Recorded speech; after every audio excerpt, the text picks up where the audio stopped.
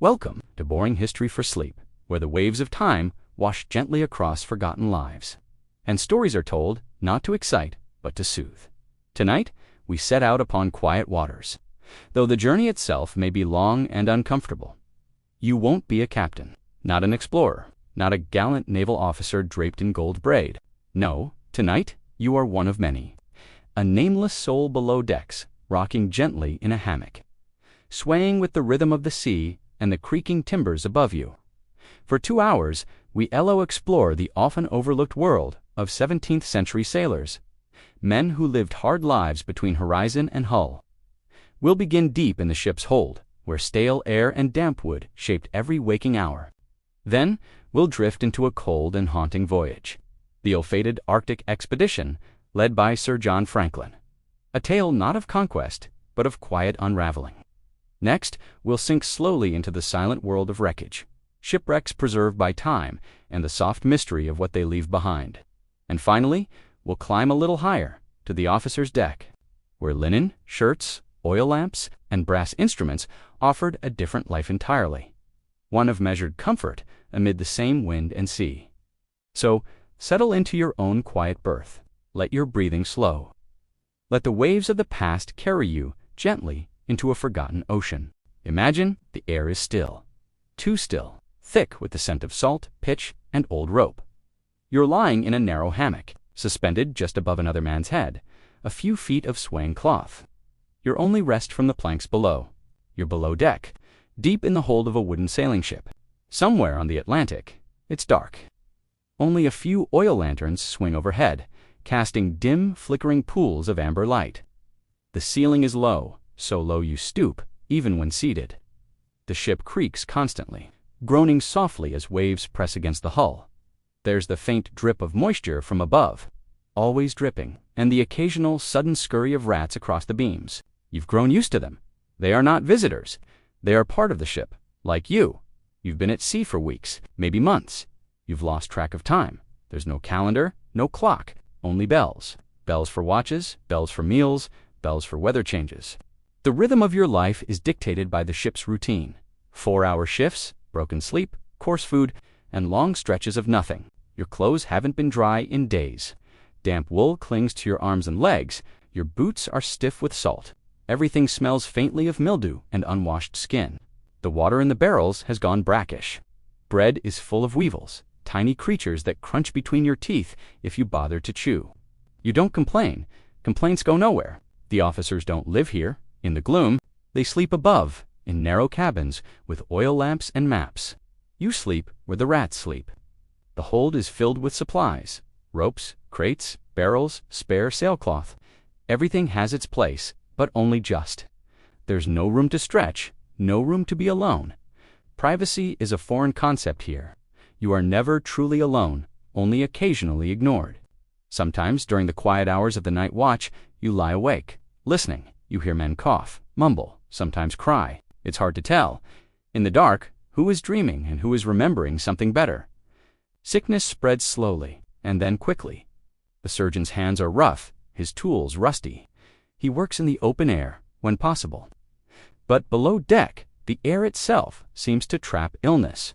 You've seen men disappear one day, working beside you the next, gone. No ceremony. Sometimes just a splash at dawn and a whispered prayer. There is scurvy, of course. It creeps in, gums swollen, teeth, loose joints, aching. The cure is known, in theory, lemons, oranges, but such things are rare, expensive, and often rotted before they're found aboard. You make do with vinegar and hope. The discipline is harsh, though you've learned not to provoke it. Orders are shouted, mistakes are punished. You've seen men tied to the mast, arms outstretched, silent, others flogged until they faint. The officers speak of honor, of duty, but down here, it's survival. Quiet obedience, endurance, and still, the sea doesn't care. The ship lists from side to side, gentle now, but it can turn violent without warning. Waves can climb like walls, winds can howl like voices. You've seen the sky turn black at midday. You've clung to rigging, rain lashing your face, hands trembling from cold and fear. But below deck, there's nowhere to run.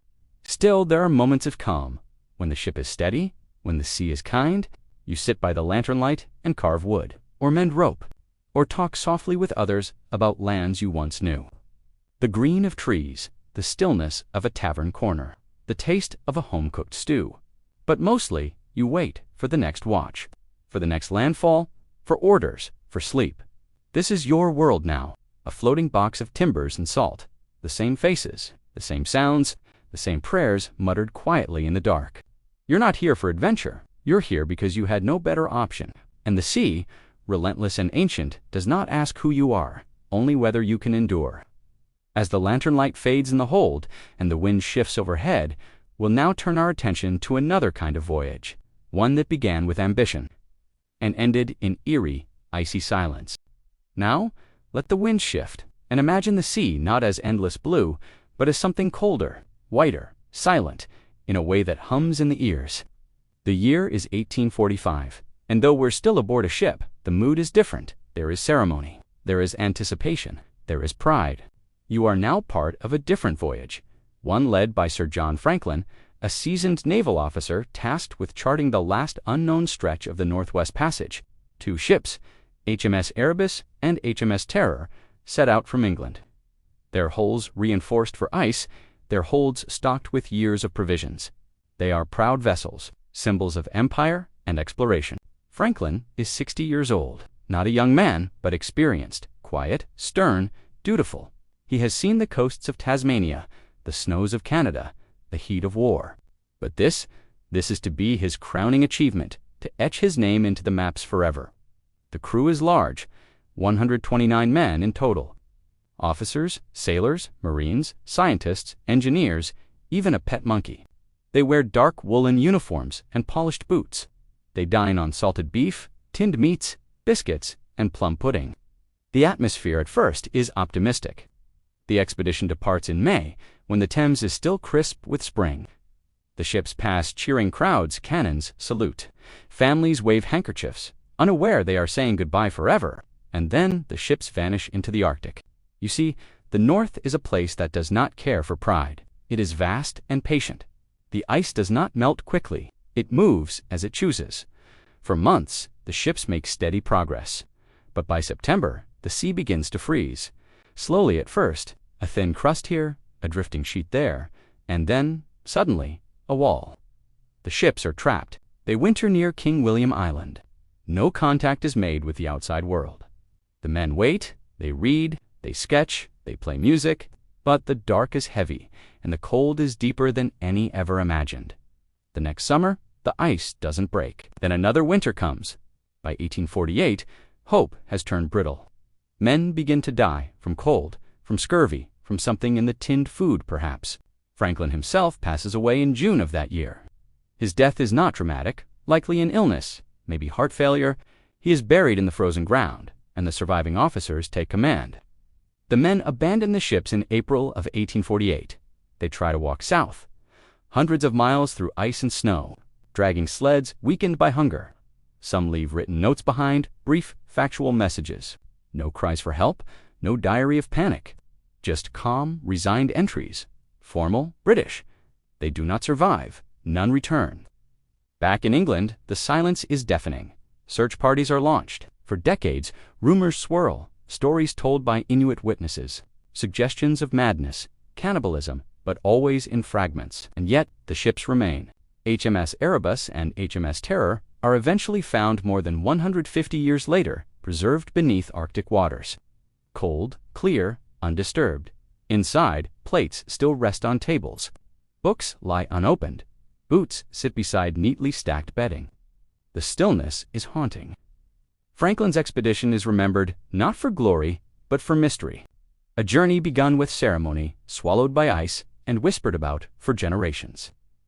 And so, in the long Arctic night, the sails that once stretched proudly in the wind are now frozen in time, and the names of the lost drift quietly, like snow, through history. The frost fades, the sea calms once again. We'll now sink a little deeper, not into myth or memory, but into what remains beneath the waves, fragments, artifacts, soft-spoken clues from the ocean floor. Silent, save for the slow hush of shifting currents. Here, in this muted world, the past lies still, preserved, undisturbed, and waiting. Shipwrecks are not merely disasters, they are time capsules, tiny frozen worlds captured in the exact moment of their last breath. Their timbers swell and soften in the brine, iron corrodes slowly, and the personal possessions of the crew, their shoes, plates, combs, coins, come to rest on the seabed as though set down gently for later. In this quiet chapter of our journey, we explore the lingering presence of ships that never reached their destination. Take, for instance, the wreck of the Mary Rose, Henry VIII's warship, lost in 1545. She went down quickly, tipping starboard and swallowing most of her crew. For centuries, she lay just off the coast of Portsmouth, known only by fishermen and rumor. And then, in the 1980s, she was raised from the deep. What emerged was not a hulk of splintered wood, but a gentle cross-section of Tudor life. Shoes carved with care, longbows still curved, barber tools, pewter dishes, even musical instruments. Items worn smooth by human touch, everything left behind in that sudden final moment, as the ship listed and the water poured in. Divers speak of the hush beneath the surface. Each object must be handled carefully, for the sea has made it fragile. A shoe buckle, when removed from the water, may crumble in air unless it is treated quickly. Time has made things delicate. In other places, the cold itself preserves. In the Black Sea, the oxygen-deprived depths have left ancient ships almost eerily intact, some from the Byzantine era, their cargoes of amphorae still nestled in place, their decks undisturbed, their names forgotten. Even deeper, off the coast of Sweden, lies the wreck of the Mars, a massive 16th-century warship that exploded during battle and sank with all hands, cannonballs in their racks. A ship caught mid-oxen, its story cut short and entombed. What draws archaeologists to these places is not just the objects, but the unanswered questions. A spoon etched with initials, a set of buttons arranged beside a clay pipe. Who used them? What were they thinking? Did they know what was coming? A diary, half finished, a small wooden cross carved from driftwood. These are not grand artifacts, but they speak softly, about routine, about boredom, about moments between storms. And then there is the silence, the kind of silence that only exists underwater. No wind, no footsteps. That silence wraps itself around the wrecks and the divers and the stories. And when the archaeologists surface, they bring with them only fragments, softened by time and by salt. So the next time you picture a shipwreck, don't imagine chaos. Imagine stillness, a teacup resting on a shelf, a lantern tilted where it fell, and beyond that, darkness stretching out in every direction. The sea holds its secrets gently, and now we rise again, back to the deck, though not to toil nor to fear, but to a quieter world of charts, tea, and oil lamp light, life aboard the upper decks, where rank changed everything. Now, let the timber beneath your feet feel firmer, the air cleaner, the sounds above more orderly. You are still at sea, but this time, your coat is brushed, your boots polished, your quarters are small but private.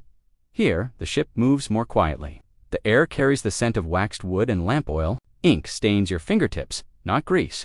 You dine at a table, seated, not squatting. A steward brings your tea. This is not luxury in the modern sense. It is still cramped.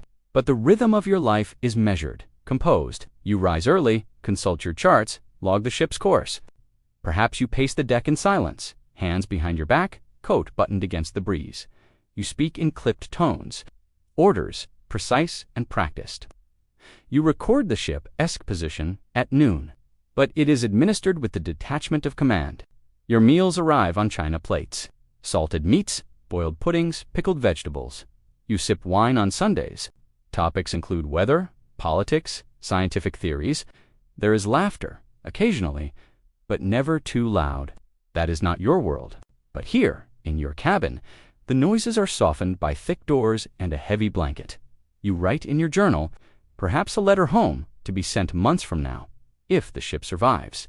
Because out here, at sea, far from land, structure is survival. Still, not all is ease. Officers are often lonelier than the men. Isolation sits heavier in a single cabin than it does in a crowded hammock. The responsibility too weighs more. Every mistake, every wrong heading, every punishment delivered, they live with you longer. But for now, the sea is calm. The stars shine clearly. The ship moves forward, and within the gentle sway of the officers' quarters, the candles flicker and fade, from the damp misery of the lower hold to the quiet rituals of command. We've sailed through time, through hardship and hierarchy, through silence and ice, and now the sails are furled. The sea is calm, the stars above are soft and clear, tiny lights scattered across the dark, endless sky. We have traveled far tonight, not across any real ocean, but through the layered lives of those who once did. From the sweltering, crowded hold where men swung in hammocks, to the desolate Arctic expanse where hope turned to frost, to the silent resting places of shipwrecks deep beneath the waves, and finally, to the measured calm of an officer's cabin where the candle burned steadily in still air. What binds them all, sailor and officer, survivor and lost soul, is the ocean, ever-changing, unfeeling, enveloping. And yet, while the sea never kept records, people did. Journals scratched initials, a lock of hair in a locket, a name carved into the beam above a bunk. These small echoes survive, and through them we remember, not because they were famous, not because they conquered or ruled, but because they endured, they sailed. As you lie back now, still and warm, picture the soft creak of a wooden hull, the gentle lapping of water, a bell ringing faintly through the mist. The world slows. The wind is behind you. There are no storms tonight, no sails to hoist, no watches to keep, just the quiet rhythm of history rocking you gently. Toward sleep, good night.